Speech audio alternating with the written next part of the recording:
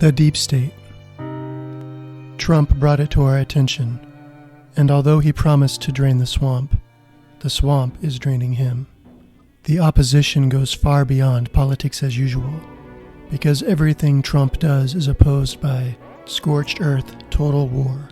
For example, the presidential prerogative of nominating a Supreme Court justice was opposed not by debate, but by false rape allegations.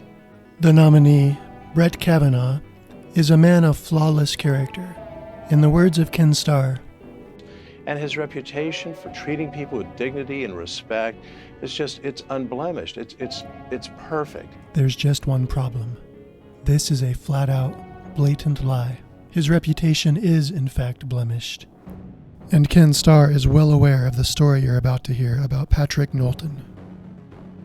Was Patrick Knowlton treated with dignity and respect by Brett Kavanaugh? Patrick Knowlton was a crucial witness in the Vince Foster case, and Brett Kavanaugh was a member of the team led by Ken Starr that investigated Foster's death. Foster was a partner in Rose Law Firm in Arkansas with Hillary, and moved to Washington to become White House Deputy Counsel when Bill was elected. He was found dead in Fort Macy Park outside Washington, D.C. on July 20th, 1993. Knowlton happened to pull into the park before Foster's body was found.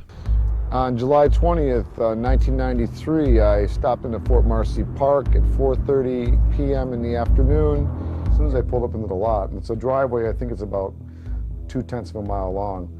The first thing I saw when I pulled up was this rust brown, square-backed vehicle with an Arkansas license plate. Patrick was on his way home from working a construction job in suburban Maryland, backed up in traffic, and he had to urinate. So he pulled into Fort Marcy Park to do that, and it was 4:30 p.m. That's Tuesday, July 20th. And he didn't know it, of course, at the time, but Vince Foster was dead at the time that Patrick pulled into the park. Patrick is a witness that could open up a very large can of worms. There are a lot of people who would just as soon see him no longer exist. As I got up into where the actual level of the parking area was, I looked to my right, and there was a car parked there, a blue car. It was backed in. Because of the way the leaves were hitting the windshield, I couldn't tell if anybody was in either car at first. I just pulled up and I pulled into the right-hand side of this brown car. And as I put my car in park, I looked to the right, and the passenger window of this car that was backed in just came down, and there was this Hispanic or Middle Eastern, I wasn't really sure of his nationality, but there was this man, he just gave me this look. Pat got out of his car and started to walk into the Fort Marcy Park to find the first large tree. And as he did, he heard this guy who was parked open his car door. So Pat was a little bit nervous, and so he looked at this sign bordering Fort Marcy Park. And then I just looked over my shoulder to the right, and I saw this guy. He just was leaning on his car and just staring at my head. Nothing else, just staring directly at my face. So I walked up this very wide path, and I went to the left. Now, I didn't know that Vince Foster's body was to the right at the time. As he was on his way back, he heard the car door close, this man's car door. So he didn't know whether or not maybe the guy could be coming after him or if he'd gotten back in his car. So I became very cautious, and as I approached the landing where you can see into the parking lot, I saw the brown Honda, my car, and I saw the blue car, and I didn't see this guy anywhere. So I thought, well, geez, maybe he's crouched down between the cars, or because he acted so strange, I was just suspicious of the guy. So I walked right towards the door, the driver's side of the brown Honda, using that as like a buffer, because I figured, it's just a little shield. And he just happened to remember that the car was brown, and that it was an older brown Arkansas car. So as it turned out, that was pretty significant, because Mr. Foster's car was a silver car. And as I cautiously walked around the back of the car, I looked and I saw that there was nobody crouched there, so I just had my keys in my hand. I just unlocked my door, got in the car, closed the door, and locked my door with my elbow, and I look over, and down comes the window again, and this guy just looks out at me, so I just start my car, and I back out, and I leave. Patrick's account of what happened to him at the park is very important, because we know from the forensic evidence that Vincent Foster was dead by 4:30 when Patrick pulled into Fort Marcy Park. There were only 2 cars in the lot, neither of which belonged to Vincent Foster. So that's pretty important information. It just shoots the suicide in the park theory completely to shreds. Patrick Knowlton is a crucial and pivotal witness in this case, and he was important to the authorities because at the very beginning, he did not see Mr. Foster's car at the park, and it was important for them to establish that he did. So what did Kavanaugh do with this information? Did Knowlton's testimony cause him to investigate the possibility that Foster was murdered? Of course not. Instead, he tried to discredit Knowlton in a disrespectful, undignified way. Then John Bates, who was seated behind me, leaned forward and passed a note to Brett Kavanaugh, from which Kavanaugh read the following questions. He said, "Mr. Knowlton, did the man in the park talk to you?" Which I replied, "No." He asked me, "Did the man in the park pass you a note?" And I replied, "No."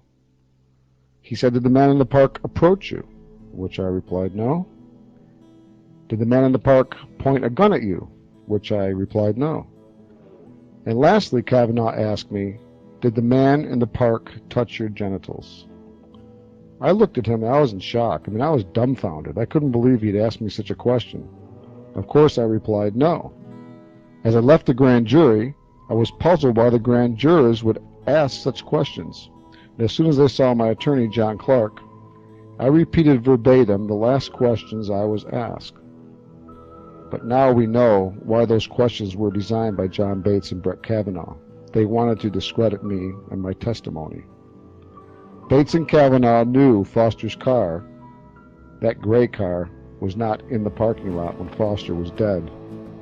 They also knew that all the other witnesses and I saw the brown car in that small parking lot. No one in that park saw Foster's gray car.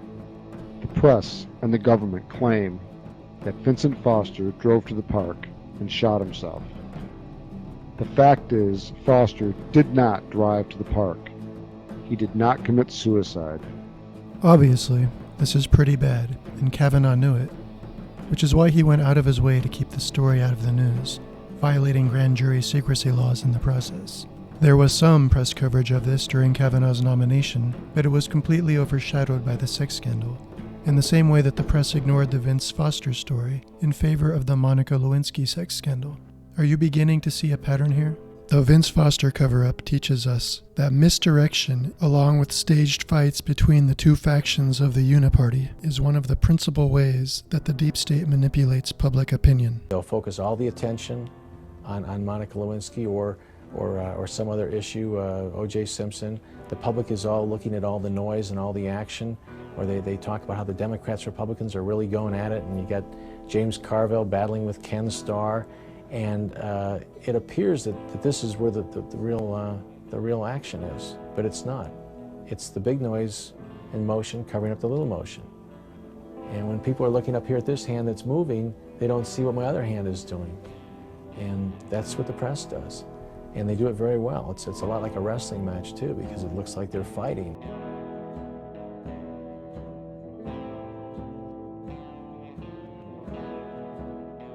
There's a lot of adversarial thing. It looks like there's a liberal media and a conservative media. You got Limbaugh on one side.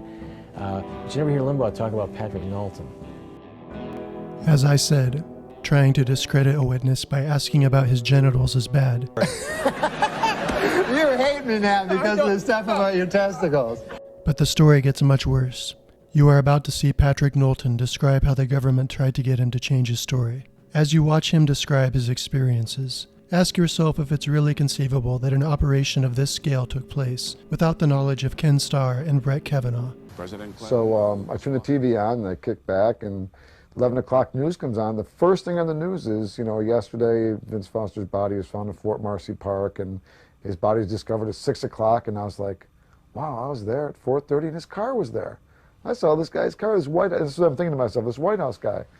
So Patrick called the U.S. Park Police and reported what he had seen. And that was it. Nobody came to see him, and he just reported what he had seen over the telephone. And then it was in April of 1994, so this is 9 months after Mr. Foster's death, that Patrick was contacted and interviewed by two FBI agents, Larry Monroe and William Collin Bell. And towards the last 45 minutes of the interview, he opened his desk and he pulled out some photographs, and I could tell they were Polaroids. and they were upside down, and he was sort of shuffling them as he talked to me. And I kept looking down to see what he was shuffling. And he said, no, I want to talk about this car again. And what they tried to do was they tried to get Patrick to admit that the car that he saw in the park could have been Mr. Foster's newer 1989 silver gray Honda. And it wasn't. It was, the car that Patrick saw was a brown car. And then he starts flipping them all over, and he's saying to me, are you sure? Are you positive this is not the car you saw, the Arkansas license plate? Couldn't this have been the car? This could have been the car. Couldn't it have been? He kept using all that terminology. He wanted me to say, well, it could have been. But I kept saying, no, that wasn't the car with the Arkansas license plates. The car with the Arkansas license plate was older and brown and looked nothing like this car. And I said, is that Mr. Foster's car? And he goes, well, I don't know, Mr. Knowlton. Didn't you see Mr. Foster's car? And I said, yeah. And he goes, well, what did Mr. Foster's car look like? And I said, it was a brown, older car. And that's when I made the statement. It didn't look like a car an attorney would drive from, in my vision. A lot of people, I think, could have been frightened away, or would have just rolled over and said, yes, that may have been the car I saw. And that's all the FBI wanted them to say, was that it might have been, it could have been a gray Honda, 1989. And most people might have just gone on with their lives, and the FBI would have been happy and satisfied that Foster's car was there at 4:30. But that didn't happen. And finally I just said, I'm not going to change my story. This is what I saw. This is not the car I saw, and that's all I can say about it. And then 18 months after that, so now we're talking 27 months after the death, in October of 1995, Patrick was contacted and interviewed by Ambrose Evans Pritchard. And I started telling him the story, and I was into about 5 minutes of it, and he interrupted me and said, are you telling me the truth? Ambrose was, at the time, the Washington, D.C. bureau chief for the London Sunday Telegraph. And I said, well, yeah, I'm telling you the truth. He says, well, have you ever read your statements that when you gave them to the FBI? And I said, no. When the FBI interviews you, it's just an interview report. It's not like a witness statement. The witness doesn't get to see it or initial it or sign it or anything like that. I sat down in a chair in his office, and he handed me some papers that said FBI on top, and I started reading it. And I realized that I'm reading my stuff, my statements that are now typed up. I knew they were handwritten notes. Now it's typed up, and I'm reading it, and I'm saying, well, I didn't say that, and that's not true, and I'm saying this stuff out loud. And an article appeared in the London Telegraph on Sunday, the 22nd of October, 1995, saying that Patrick was stunned when he saw these FBI interview reports, and that they contained outright lies. But on the 21st, Ambrose called me on the phone and said, I'm doing an article for the newspaper, and I'm afraid it might jeopardize your life, possibly. Now that article appeared in U.S. newsstands on Tuesday, October 24th, 1995. So this article comes out, and then, of course, on Tuesday, we go down to the newsstand and pay the $6.95 for the Sunday Telegraph and open it up, and there is my name in print, which is the first time I've ever seen anything like it, and this story about how I said the FBI lied, how Ken Starr never called me before his grand jury, or Ken Starr never interviewed me. And the picture of the guy that I saw in the park, Ambrose said, could this be the murder? There's a picture of Hillary and Vince Foster and my name, and I'm just like, it was sort of surreal, and I was like, why would the guy write a story like this? But as I read the story, it was all true. Once I was able to accept that, it was a newspaper article that was in another country, then I wasn't so worried about that. Well, who's going to see this, And lo and behold, Ken Starr and his crew obviously were monitoring Ambrose Evans Pritchard's articles. That day, the Office of Independent Counsel, Mr. Starr's office, prepared a subpoena for Patrick to testify before the Whitewater grand jury the following week, Wednesday, November 1st. Of course, a secret subpoena. These grand jury proceedings are secret. No one knows about them except for the FBI and the Office of Independent Counsel. So Patrick received his subpoena on Thursday mornings, a little after 10 a.m. From Agent Bransford, Russell Bransford. And Bransford gave Patrick his business card and said, if you have any problems, give me a call. So beginning that same day, Patrick was harassed on the streets of Washington. On October 26, 1995, after I was served the subpoena by Russell Bransford, I called my girlfriend on the phone, and I complained to her about being subpoenaed, and I was, you know, pretty overwhelmed by that. I just thought, this is so ridiculous. What do they want me for, you know? Catherine and I were walking down to DuPont Circle, and we were crossing this intersection of New Hampshire Avenue and 20th Street, and I look up, and there's a guy about 20 feet away, maybe, and he's just got his face locked right on my head. I mean, his eyes are locked on my head. And I look up, and I look back down, and we get closer. I look up, he's still staring right at me. This is very blank, cold-looking stare. Not blinking his eyes, or not squinting, just like staring. And as he walks past us, he turns his head and continues to stare at me. And I look, while I'm watching him, he just keeps walking and staring at me. So we like stop in the middle of the block. And we looked back, and the guy was standing on the corner. He still looked back, still looking back at me, and he raised his wrist and he talked into his shirt sleeve. So we turn, we start walking down the sidewalk, and as soon as we start walking, there's a guy walking directly toward me. Now he's doing the same thing. Expressionless but cold kind of look, just staring right at my head. At about this point here, the man cut to my left, he walked by me.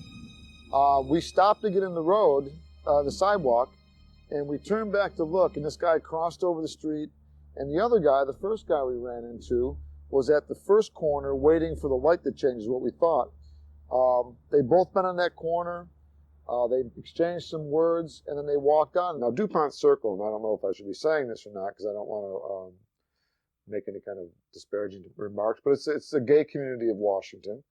And I said to Catherine, geez, I must look pretty good tonight. And that was just a little joke that, you know, these guys are staring at me. Maybe I do look good tonight.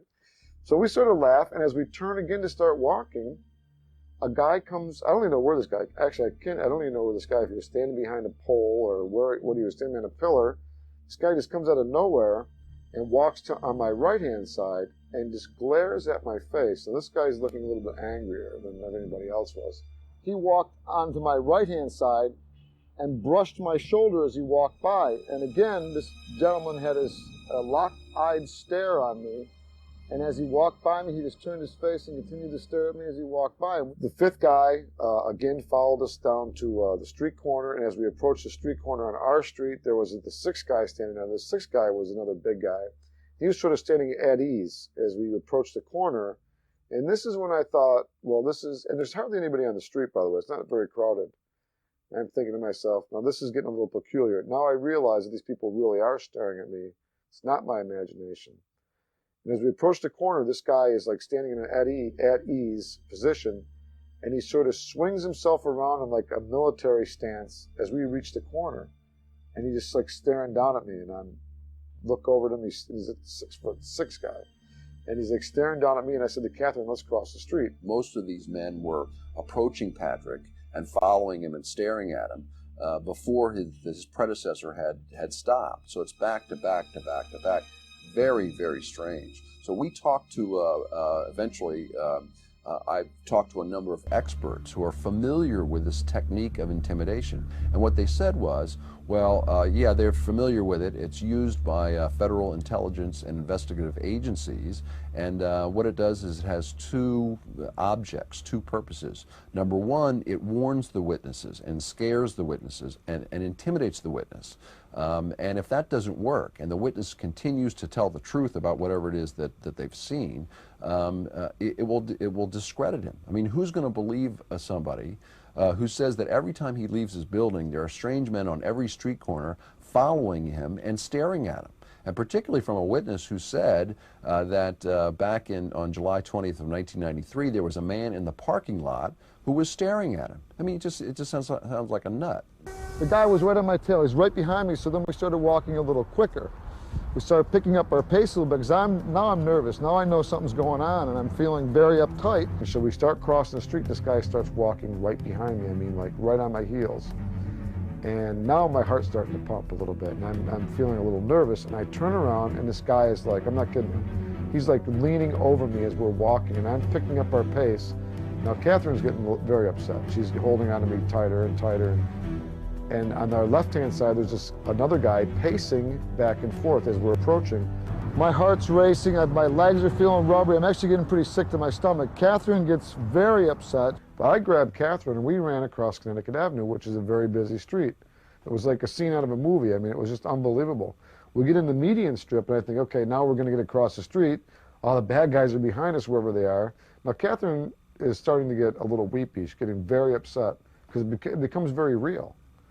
And as we get ready to cross the street where there's no cars coming, I see in the corner another guy standing there. And he's just staring at me, and I'm thinking, this is impossible. How can they be all over the place here? This is not real. And I realize at this point, this road's getting dark. It's too dark. There's no street lights. And I'm just like, this is not good. Let's not go down there. I said to Catherine, let's not go down there. So as I turn around to start heading back, the guy who crossed the street was right here behind us, and he was right on top of us. And I started to panic. Now, Catherine, of course, was holding back tears. So I turn around, and as we turn around to walk back, he turns around and walks right next to Catherine and maintains the same pace walking that we are. If we slow down, he slows down. If we speed up, he speeds up. And the whole time we're walking, this guy's just looking over. Look at, there's Catherine, who's 5'5", and he's looking over her head and just staring at me the whole time we're walking. So finally, we just started running. I didn't care about traffic like I don't right now. I just went right across the street. A car comes up on the left-hand side of us and sort of paces our walk. Now at that point, I mean, not only are my legs rubbery back at number 7, 8, and 9, but my stomach, I mean, I'm feeling euphoric. I mean, I really am at this time, and this may sound insane to some people, but I feel like my soul's leaving my body. Now, as we get about to this point, the guy walks around to the back of his car. Now, there's no vehicles parked here. It's just his is parked in the middle. I see him go to the back of his car, and he opens his trunk up, and he pulls something out of his trunk. And I sort of hesitate, because I'm thinking, again, this guy's got a gun. And the whole time he's in his trunk, he's turning back and he's looking at us. He's watching us standing where we are. Nothing felt safe. That's one thing about this, this harassment. It really hits you deep. You end up questioning yourself, and that's what it is. You end up questioning yourself, and that loses your confidence. I realized that's the technique they used, and it was to make you question yourself, your own sanity, in a very short period of time. It's terrifying. It's like something out of the Twilight Zone or Alfred Hitchcock. It's really scary. You know, a lot of the movies we see today, they always have like these terrorists are the bad guys, and the FBI are the good guys that save us. But if you ever turn that upside down, can you think of a more horrifying movie than if the FBI agents were evil and they were terrorizing the citizens and the press was going along with it? That's scary. Knowlton did end up getting some revenge on Starr and Kavanaugh, however. Kavanaugh wrote the Starr report, which covered up Foster's murder, but Knowlton and Clarke filed a motion to attach an appendix to the report, which not only detailed Knowlton's harassment, but also gave 5 pieces of indisputable evidence proving the existence of a cover-up. Legally, Knowlton actually had no basis for attaching such an appendix to the report, but the 3-judge panel, the same 3-judge panel that appointed Starr in the first place, ordered that it be attached anyway. The reason? They were worried that if they didn't, they would be charged as conspirators in the cover-up. Amazingly, however, the press refused to report this. David Centel, John Butster, and Peter Fay. That's the 3-judge Court of Appeals panel that appointed Kenneth Starr. We filed a motion along with a very large reference material, this motion, a copy of that motion being one of them, a part of that material, and we asked that the judge, the court, append our filing to Mr. Starr's report. And Mr. Starr objected. He said, number one, the statute says it's only for people who are named in the report. Well, he's right. Patrick Knowlton wasn't named. His name nowhere appears in that filing. In Mr. Starr's report, he's referred to as we've discussed, C2. And they also said, well, you know, there's a lot in this filing that Mr. Knowlton wants to append to the report that has nothing to do with Patrick Knowlton directly. It has nothing to do with what it was that he saw in Fort Marcy Park. Right again, Mr. Starr, that's correct.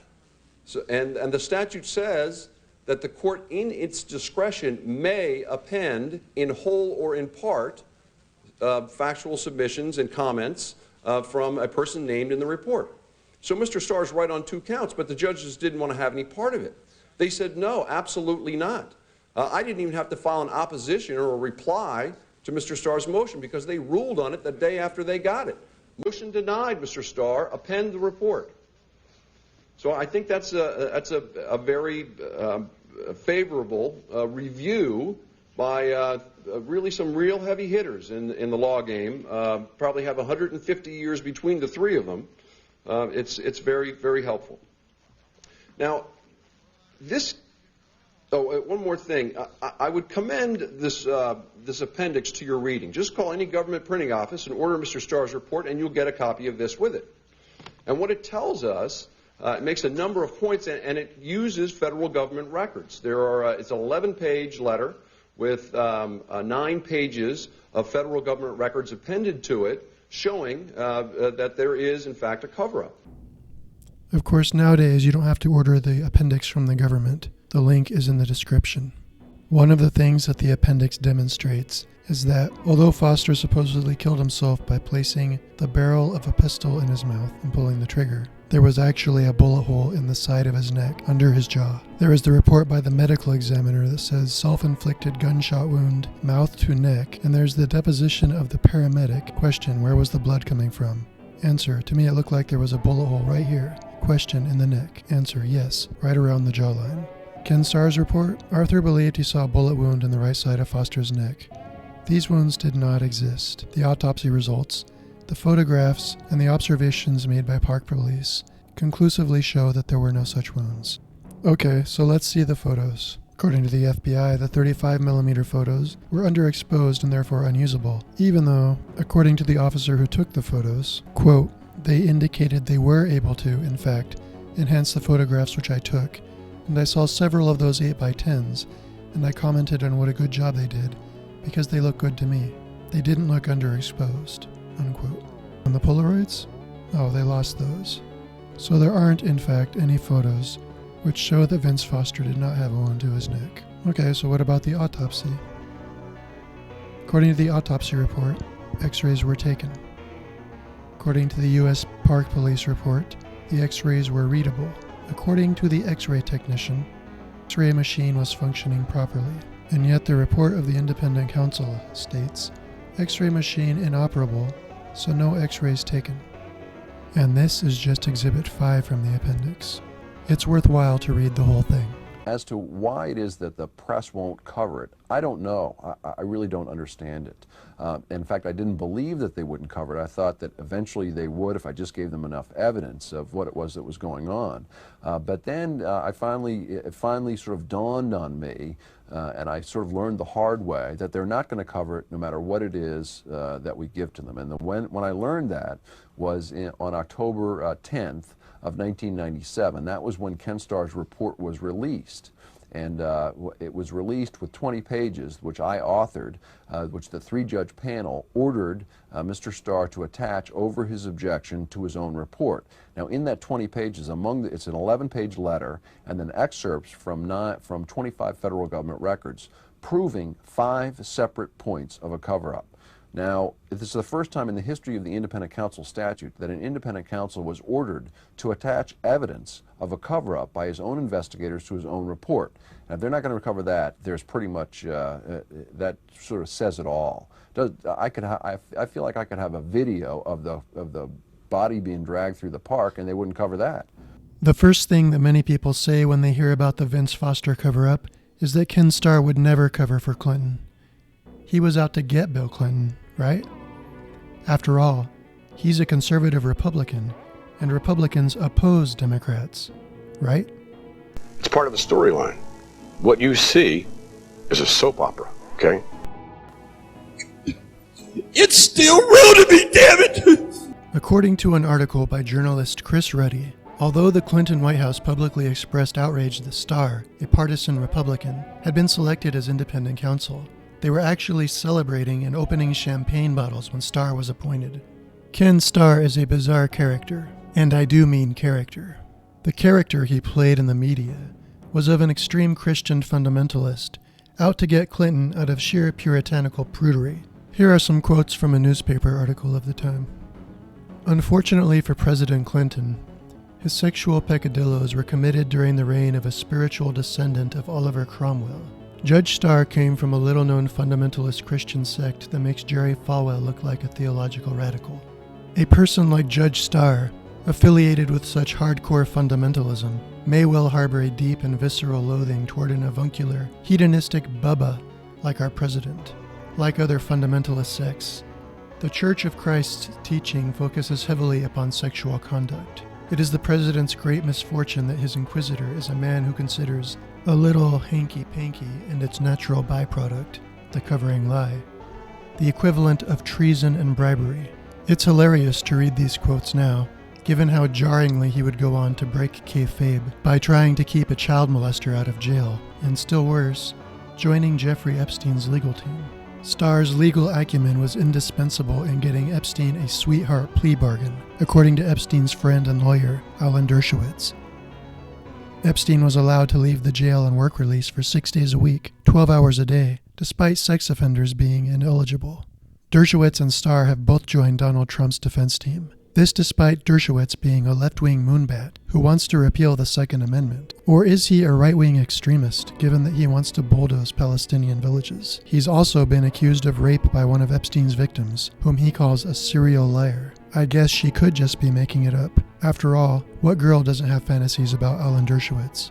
More suspiciously, the plea bargain granted immunity to any unknown co-conspirators, which left it open to interpretation whether it possibly referred to other influential people who were having sex with underage girls at Epstein's various homes or on his plane. Speaking of Epstein's plane, guess who flew on the Lolita Express 26 times?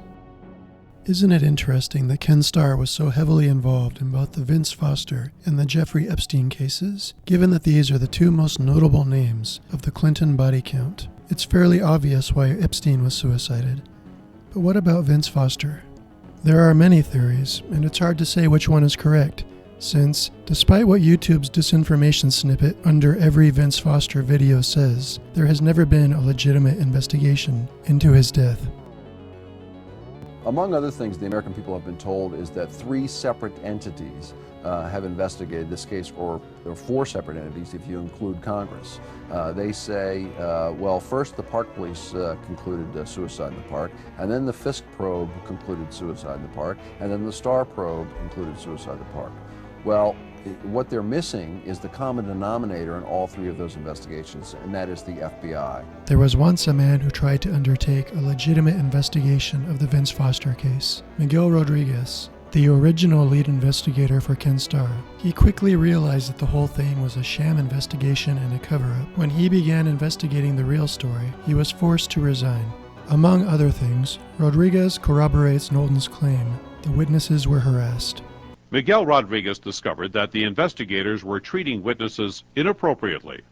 Deputy Independent Counsels John Bates and Mark Toohey and Associate Independent Counsel Brett Kavanaugh used the FBI to harass and intimidate witnesses who had no reason to lie. Witnesses who told investigators Foster's gray car was not at Fort Marcy Park were re-interviewed, harassed, and intimidated.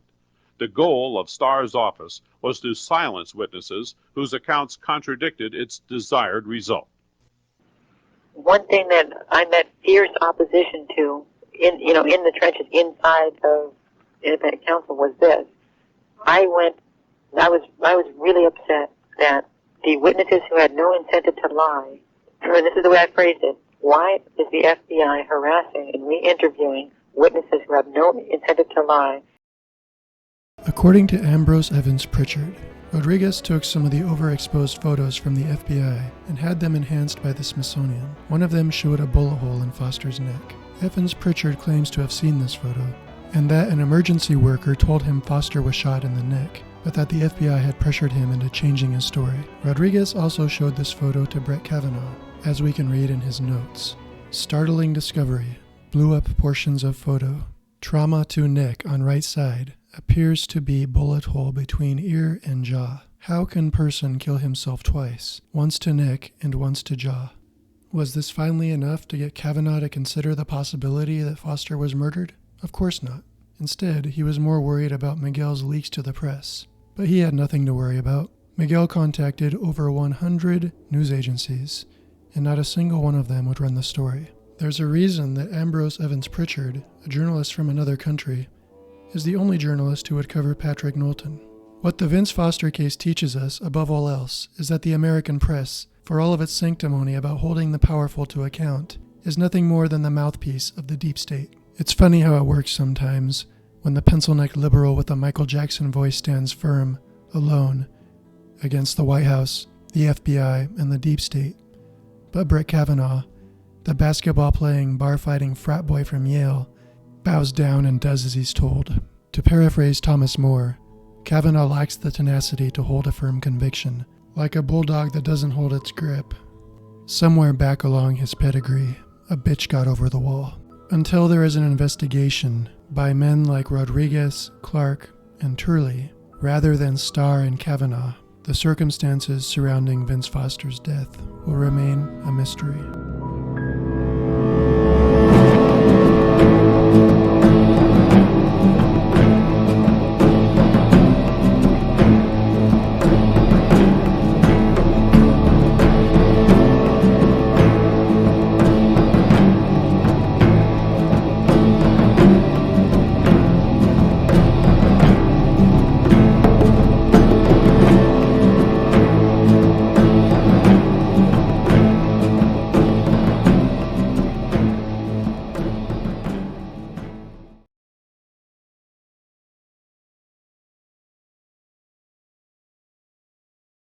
Brett Kavanaugh was asked what evidence he had to prove that Foster's car was at the crime scene. Well, I guess some of it depends on whether we know there was a car there, and I guess the question is whether that, so there's evidence. Other than that, no one saw it being moved out, and that it had Arkansas plates. I'd have to go back to the report again and give you a full answer on that. But I guess that's an unanswerable question. Kavanaugh is asked a fourth time what evidence he had that Foster's car was in the parking lot. Either Foster's car was there or it was not.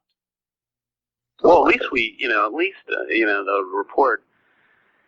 Look, the report was trying to be honest about a few things, and that people had complained about with this report. And one of them was the fact that there were these cars and people saw different cars and different people.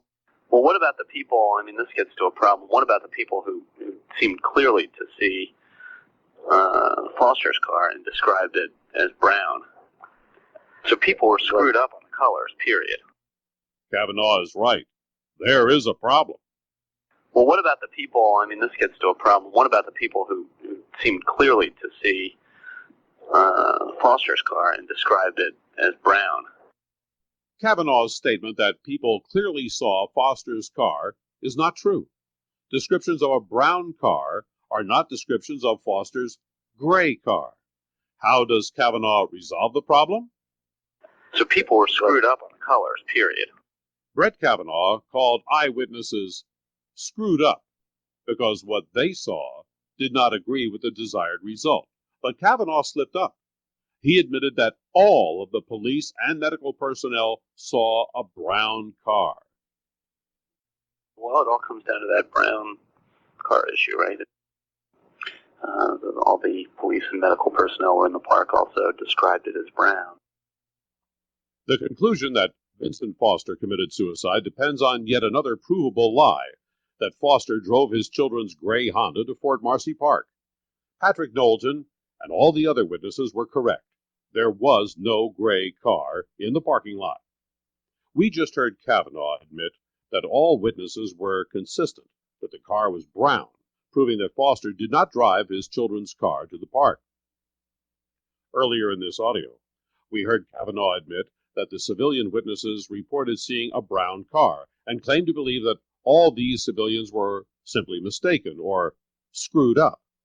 But 24 officials arrived at the park that night, and Kavanaugh admits that these 24 police and medical personnel all saw a brown car.